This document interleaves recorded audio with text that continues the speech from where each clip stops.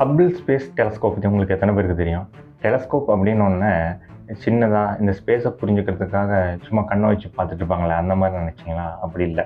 இந்த டெலஸ்கோப் பூமியில் இல்லை, ஸ்பேஸில் இருக்குது. இதை 1990களில் லான்ச் பண்ணாங்க. லான்ச் பண்ணி 30 வருஷத்துக்கு மேலே ஆச்சு. இன்னும் அது ஸ்பேஸில் தான் இருக்குது. அதோட வேலை என்ன அப்படின்னா, இந்த யூனிவர்ஸை நமக்கு கிளாரிட்டியோட ஃபோட்டோ எடுத்து அனுப்புறது தான். நம்ம அதன் மூலயமா யூனிவர்ஸை புரிஞ்சுக்க முடியுது. யூனிவர்ஸோட வயசு என்ன அப்படிங்கிறத இந்த டெலஸ்கோப்பையோ பயன்படுத்தி கணக்கிட்டுருக்காங்க.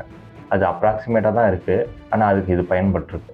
கிட்டத்தட்ட 13.8 பில்லியன் வருஷத்துக்கு முன்னாடி உருவாகியிருக்கலாம் அப்படின்னு சொல்கிறாங்க. இந்த மாதிரி பல பயன்பாடுகளுக்கும் பெரிய புரட்சிகரமான விஷயங்களுக்கும் அந்த ஸ்பேஸ் டெலஸ்கோப்புங்கிறது உதவி இருக்குது. இதை பற்றி நீங்கள் என்ன நினைக்கிறீங்கன்னு கமெண்ட்டில் சொல்லுங்கள். மறக்காமல் லைக் பண்ணுங்கள். தெரியாதவங்க ஃப்ரெண்டுக்கு ஷேர் பண்ணுங்கள். இது டுடே இன் ஹிஸ்டரிங்கிற சீரீஸில் April 24.